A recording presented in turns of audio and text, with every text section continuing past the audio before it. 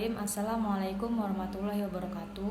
Di sini saya Nafa Samratuldiana selaku moderator dari kelompok 6 akan memaparkan hasil diskusi dari kelompok 6, yaitu yang berjudul metode dan teknik pengumpulan data. Baik, untuk pemateri yang pertama akan disampaikan oleh Nova Samratuldiana atau saya sendiri. Untuk materi yang kedua akan dipaparkan oleh Halimah Najiah. Untuk materi yang ketiga akan dipaparkan oleh Siva Fauzia, dan untuk materi yang terakhir akan dipaparkan oleh Rima Ikrimah. Baik, kepada pemateri waktu dan tempat saya persilakan. Untuk materi yang pertama ada metode dan teknik penyediaan data penelitian bahasa secara sinkronis. Yang pertama ada metode simak. Metode simak ini digunakan untuk memperoleh data dilakukan dengan menyimak penggunaan bahasa. Nah, istilah menyimak di sini juga tidak hanya berkaitan dengan penggunaan bahasa baik secara lisan maupun secara tertulis. Penyadapan bahasa secara lisan dimungkinkan jika peneliti tampil dengan sosoknya sebagai seorang yang sedang menyadap pemakaian bahasa seseorang, atau bisa juga seorang yang sedang berpidato, berkhitbah, dan lain-lain. Sedangkan penyadapan penggunaan secara tertulis jika peneliti berhadapan dengan penggunaan bahasa bukan dengan orang yang sedang berbicara atau bercakap-cakap, akan tetapi berupa bahasa tulis, misalnya naskah-naskah kuno, teks narasi, dan bahasa-bahasa pada masa media, dan lain-lain. Nah, metode ini juga memiliki teknik dasar yang berwujud teknik sadap, karena pada hakikatnya menyimakkan diwujudkan dengan penyadapan. Dalam arti peneliti juga, upaya-upaya mendapatkan data dilakukan dengan menyadap penggunaan bahasa seseorang atau beberapa orang yang menjadi informan. Selanjutnya, teknik sadap ini diikuti dengan teknik lanjutan yang berupa teknik simak libat cakap, simak bebas libat cakap, catat, dan yang terakhir yaitu teknik rekam. Untuk yang pertama ada teknik simak libat cakap. Teknik simak libat cakap di sini maksudnya si peneliti melakukan penyadapan itu dengan cara berpartisipasi dalam pembicaraan dan menyimak pembicaraan, atau bisa juga dalam hal ini peneliti terlibat langsung dalam dialog percakapan. Untuk yang kedua ada teknik simak bebas libat cakap. Nah, teknik simak bebas libat cakap di sini maksudnya si peneliti hanya berperan sebagai pengamat penggunaan bahasa oleh para informannya. Dia juga tidak terlibat dalam peristiwa peraturan yang bahasanya sedang diteliti. Dan apabila pada teknik simak bebas libat cakap di sini si peneliti ikut menentukan pembentukan dan pemunculan calon data, maka pada teknik simak bebas libat cakap ini peneliti tidak berperan untuk itu. Ia hanya menyimak dialog yang terjadi pada informannya.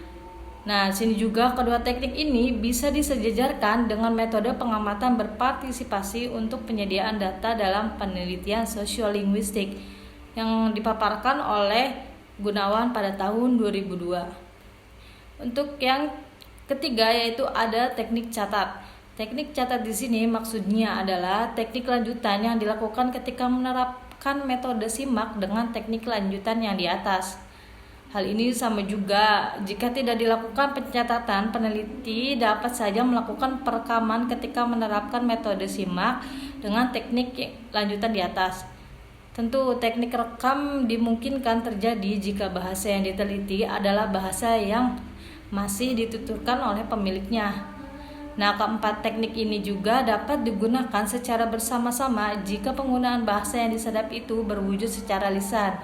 Sementara itu, apabila peneliti berhadapan dengan penggunaan secara tertulis, dalam penyadapan itu peneliti hanya dapat menggunakan teknik catat sebagai gandengan teknik simak bebas libat cakap, yaitu mencatat beberapa bentuk yang relevan bagi penelitinya dari penggunaan bahasa secara tertulis tersebut. Halimah Najiah di sini akan menjelaskan metode cakap dan metode introspektif. Yang pertama, metode cakap. Kenapa metode ini disebut metode cakap? Karena cara yang ditempuh dalam pengumpulan datanya itu adalah percakapan antara peneliti dengan informan. Nah, jika ada percakapan antara peneliti dengan informan, mengandung arti terdapat kontak di antara mereka. Karena itulah, data yang diperoleh adalah penggunaan bahasa secara lisan. Nah, dalam penelitian linguistik interdisipliner, kontak yang dimaksud itu kontak antara peneliti dengan informan di daerah penelitian. Beda lagi kalau dalam sosiolinguistik. Kalau dalam sosiolinguistik itu kontak yang dimaksud adalah kontak antara informan dengan informan dari berbagai strata sosial. Nah, kemudian di metode cakap ini mempunyai teknik dasar, yaitu berupa teknik pancing atau stimulan. Karena percakapan yang diharapkan sebagai pelaksanaan metode ini kemungkinan muncul jika peneliti itu memberikan stimulan atau pancingan kepada informan untuk mengeluarkan gejala kebahasaan yang diharapkan oleh peneliti.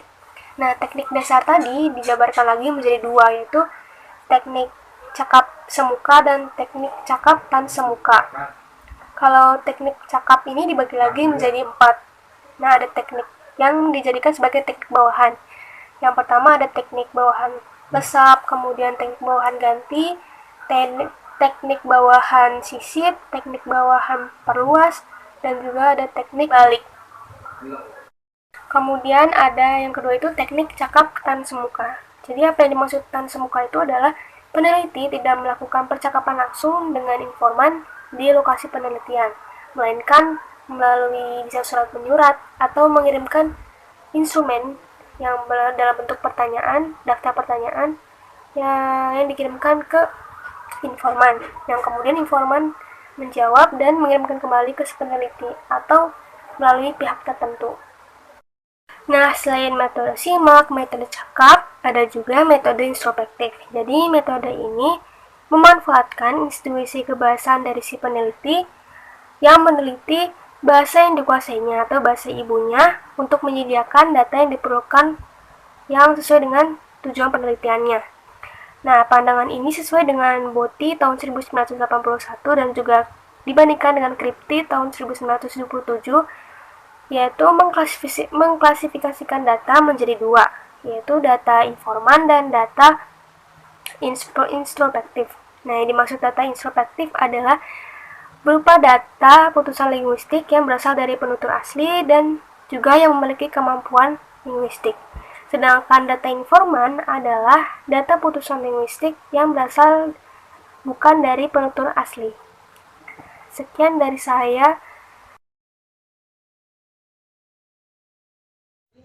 Baik, di sini saya akan melanjutkan pemateri sebelumnya, yakni membahas mengenai beberapa teknik-teknik mengenai lanjutan berdasarkan hasil identifikasi dan pengklasifikasian metode serta teknik-teknik penyediaan data pada tahap analisis data yang dilakukan oleh Sudaryanto pada tahun 1993 sebagai metode analisis data dengan sebutan metode AGI atau distribusional. Sedangkan dalam bukunya Maksud itu dipandang sebagai teknik-teknik penyediaan data, yaitu sebagai jabaran dari teknik pancing dalam metode penyediaan data, cakap semuka, yang dipandang sebagai teknik bawahan.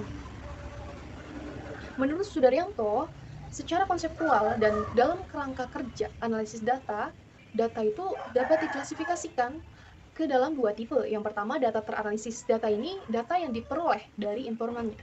Dan data pemeringan analisis. Data yang diperoleh bukan dari informan, tetapi hasil ciptaan penelitinya sendiri. Contohnya, poin A, ini dapat kalian lihat ya di makalah kawan-kawan. Dia makan tadi. Data ini termasuk data teranalisis. Kenapa? Karena diperoleh dari informan. Poin B, yakni dia tadi makan. Poin C, tadi dia makan. Poin D, makan dia tadi. Dan poin E, makan tadi dia. Poin B sampai D itu termasuk data tambahan peperingan karena diciptakan oleh peneliti dengan menggunakan teknik balik pada data A. Identifikasi dan pengklasifikasian menurut Sudaryanto pada tahun 1993 berdasarkan dikotomi data teranalisis dan data pemeringan analisis. Suatu hal yang perlu diingat bahwa data A sampai D itu berpeluang juga untuk menjadi data teranalisis atau data pemeringan analisis. Hal tersebut itu bergantung dari kemampuan kebahasaan penutur yang menjadi informan. Apabila data yang diperoleh itu dari informan pembantu bahasa, yaitu data B, data yang lainnya itu termasuk sebagai data pemeringan analisis. Dengan catatan, data diciptakan oleh peneliti dengan menggunakan teknik balik pada data B. Tapi jumlah data yang menjadi teranalisis itu tidak menentu.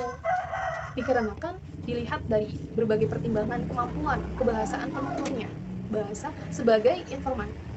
Jadi, kemungkinan 2 atau 3 dari data di atas itu diperoleh dari informan, tidak menutup kemungkinan juga bahwa semua data di atas itu termasuk dalam data teranalisis, karena semuanya itu diperoleh dari informannya.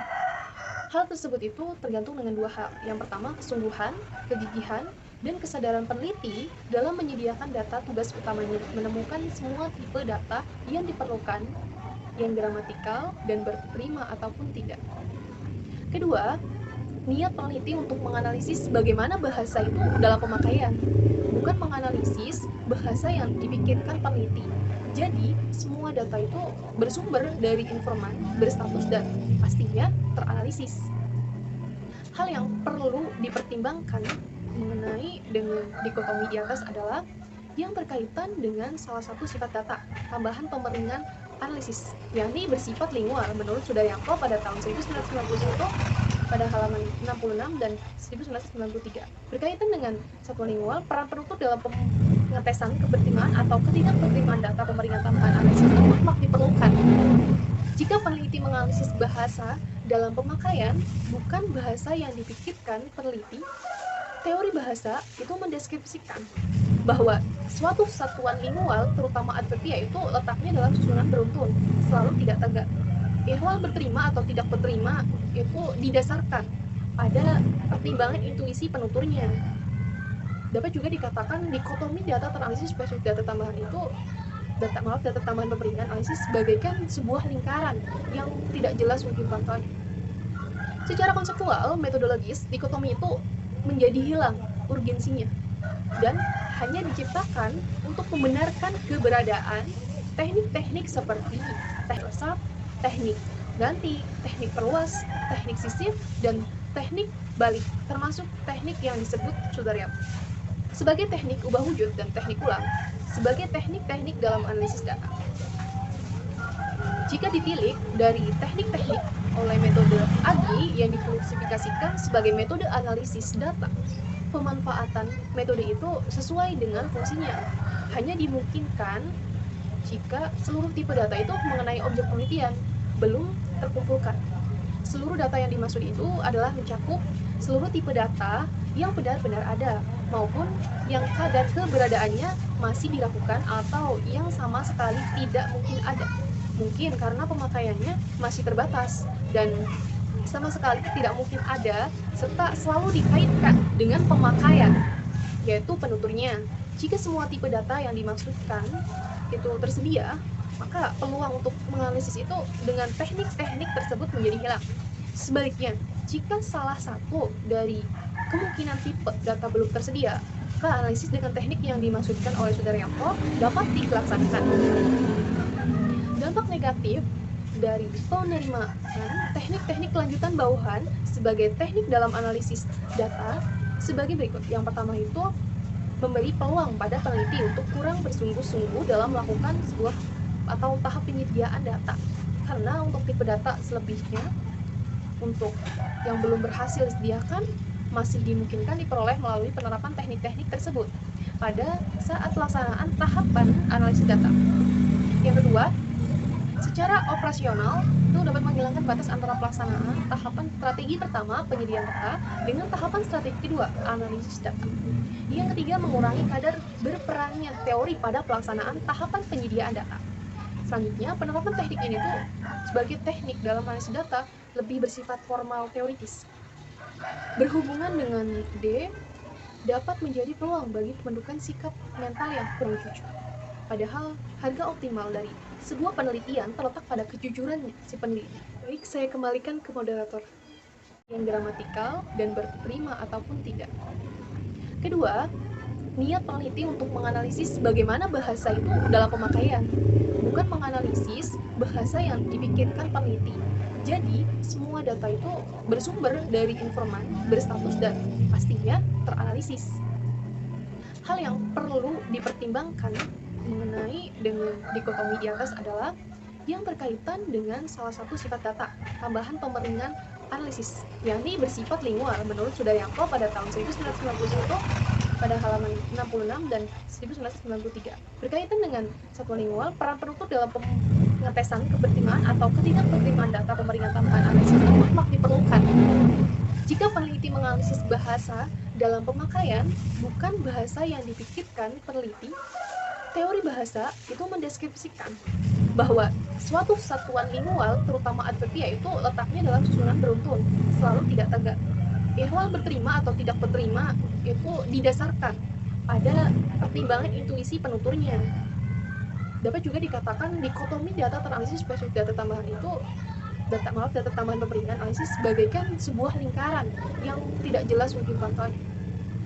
Secara konseptual, metodologis, dikotomi itu menjadi hilang urgensinya dan hanya diciptakan untuk membenarkan keberadaan teknik-teknik seperti teknik lesap, teknik ganti, teknik perluas, teknik sisir, dan teknik balik, termasuk teknik yang disebut Sutherland sebagai teknik ubah wujud dan teknik ulang sebagai teknik-teknik dalam analisis data.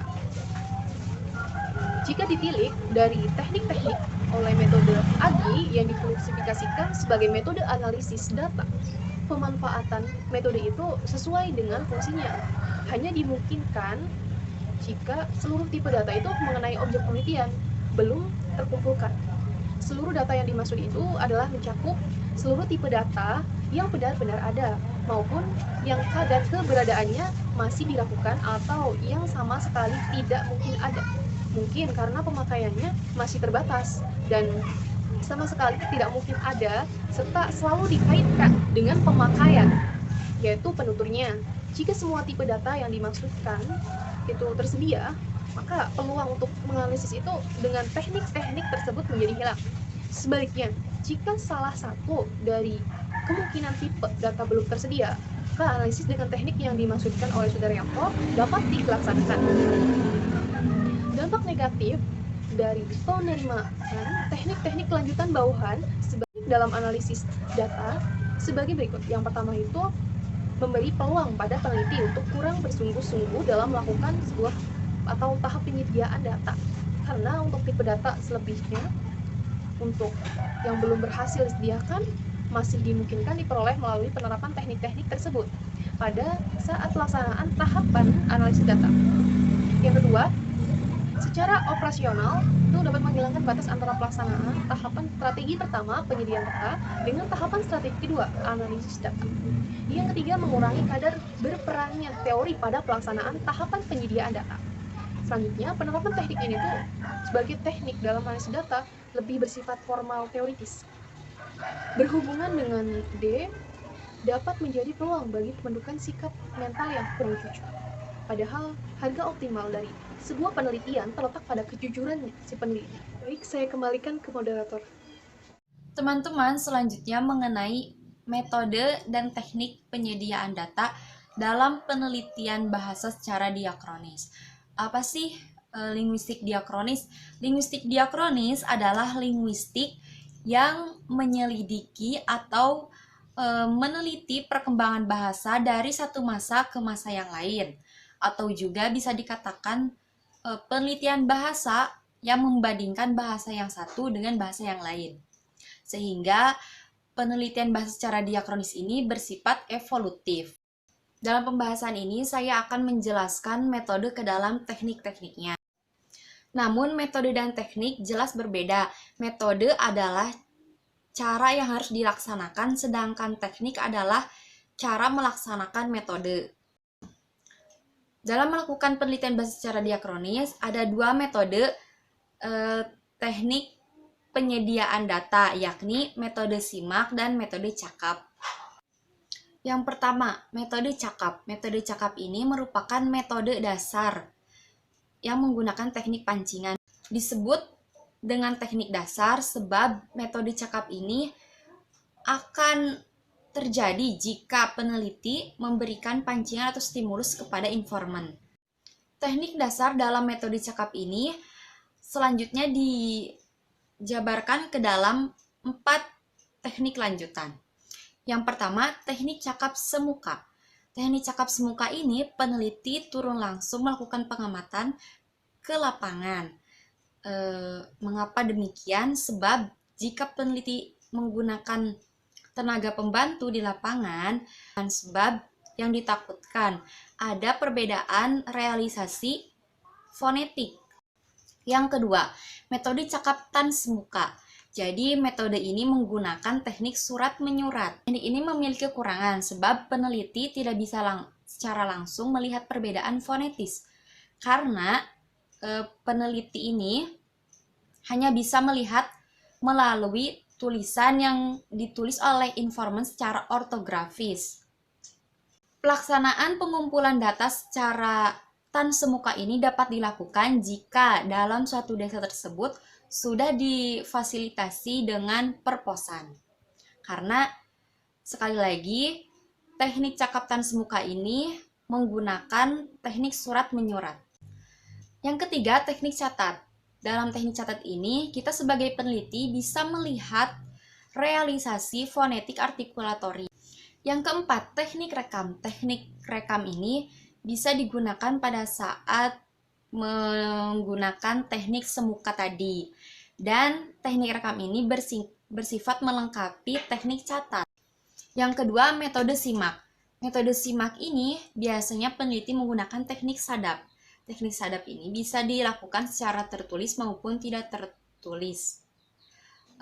Untuk teknik sadap secara tertulis, peneliti bisa melakukan penelitian terhadap naskah kuno, media sosial atau media massa, dan kemudian bisa juga pada naskah narasi. Dalam praktiknya, teknik sadap ini dilengkapi atau diikuti dengan teknik catat dan teknik rekam. Teman-teman, selanjutnya mengenai beberapa catatan ihwal penggunaan metode penyediaan data. Pertama, satuan daerah pengamatan. Sebenarnya, poin pertama ini hanya berlaku untuk pengamatan dialektologi diakronis. Mengapa demikian? Sebab dalam pengamatan dialektologi diakronis ini mencari perbedaan bahasa dalam suatu pemukiman atau suatu daerah. Sedangkan linguistik historis komparatif ini bersifat mencari persamaan unsur kebahasaan. Teman-teman, daerah pengamatan adalah suatu kesatuan wilayah distribusi yang secara geografis tidak terputus dan secara linguistis ini terdapat isolek yang agak homogen. Yang kedua, penentuan daerah pengamatan. Sebenarnya penentuan daerah pengamatan ini dibagi menjadi dua, yaitu ada kualitatif dan kuantitatif. Secara kualitatif ada beberapa persyaratan yang harus diperhatikan oleh kita. Yang pertama, daerah pengamatan jauh dari perkotaan atau jauh dari kota-kota besar. Yang kedua, penduduk berjumlah maksimal 6.000 jiwa. Yang ketiga, daerah pengamatan itu memiliki mobilitas yang rendah. Yang keempat, daerah pengamatan minimal berusia 30 tahun. Teman-teman, ada juga cara kuantitatif. Peneliti harus memperhitungkan jarak antara daerah pengamatan. Biasanya diambil rata-rata jarak antara daerah pengamatan yang satu ke daerah pengamatan yang satunya lagi. Namun, di samping itu ada juga yang mengemukakan bahwa untuk pengambilan daerah untuk menentukan daerah pengamatan ini diambil persentase dari keseluruhan populasi. Di dalam buku Mahsun ada dua perbedaan dalam pengambilan daerah pengamatan ini. Yang pertama, menurut Mahsun, daerah pengamatan dapat diambil sekitar 25%.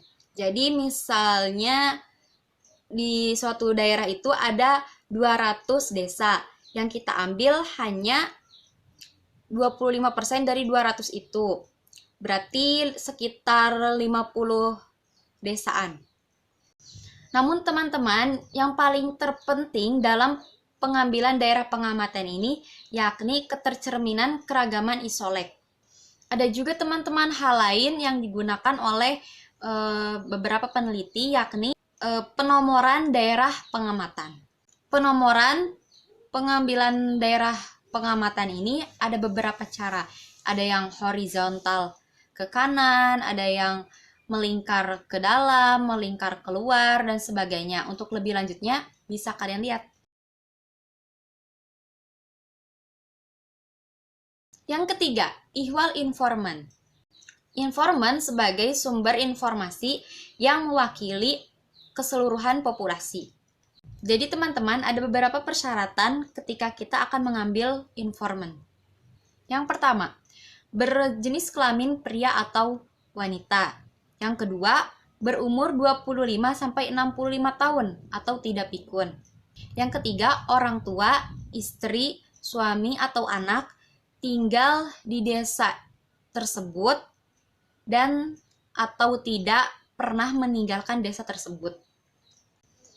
Yang keempat, berpendidikan setidaknya minimal SD atau SLTP.